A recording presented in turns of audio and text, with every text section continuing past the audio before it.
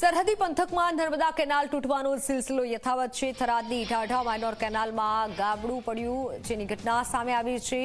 આ તરફ લાખો લીટર પાણીનો વેડફાટ થયો છે। પાણી ફરી વળતા ખેડૂતોને મોટું નુકસાન પહોંચ્યું છે। ખેડૂતોને થયેલા નુકસાનનું વળતર આપવા માટે માંગ ઉઠી છે। થરાદની કેનાલમાં જે ગાબડું પડ્યું છે જેના કારણે ઘઉંનો પાક બરબાદ થયો છે। ખેડૂતોએ માથે હાથ દઈ રોવાનો વારો આવ્યો છે। ખેડૂતો વળતર ચૂકવવાની માંગ કરી રહ્યા છે। ખેડૂતોને જે પણ નુકસાન થયું છે તેની વળતર આપવા માટે માંગ ઉઠી છે।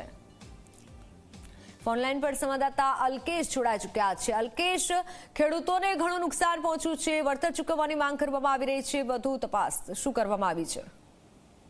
મિત્તલ, સરહદી પંથકની અંદર જે નર્મદા કેનાલો છે તે તૂટવાનો સિલસિલો છે તે યથાવત છે। થરાદના ઈટાઢા માઇનોર કેનાલમાં મસમોટું ગાબડું પડ્યું છે ને આ ગાબડું પડતા જે લાખો લીટર પાણી છે તેનો વેડફાટ થયો છે। પાણી તો વેડફાયું છે, પરંતુ જે પાણી છે તે બાજુના ખેતરના ઘઉંના પાકમાં ફરી વળતા ખેડૂતોનો જે ઘઉંનો પાક છે તે પાક સંપૂર્ણપણે નિષ્ફળ નીવડ્યો છે, જેને લઈને ખેડૂતને મોટું નુકસાન થયું છે। ને હવે કે ખેડૂતો છે તે તેમના પાક નુકસાનનું વળતર માંગવાની વાત કરી રહ્યા છે। મહત્વની વાત એ છે કે નર્મદા વિભાગના અધિકારીઓ તેમજ જે કોન્ટ્રાક્ટરો છે તેમની બેદરકારીના કારણે વારંવાર ગાબડા પડી રહ્યા છે ને ખેડૂતોને રાતા પાણીએ રોવાનો વારો આવ્યો છે। જી મિત્તલ। બિલકુલ અલ્કેશ, આભાર માહિતી બદલ।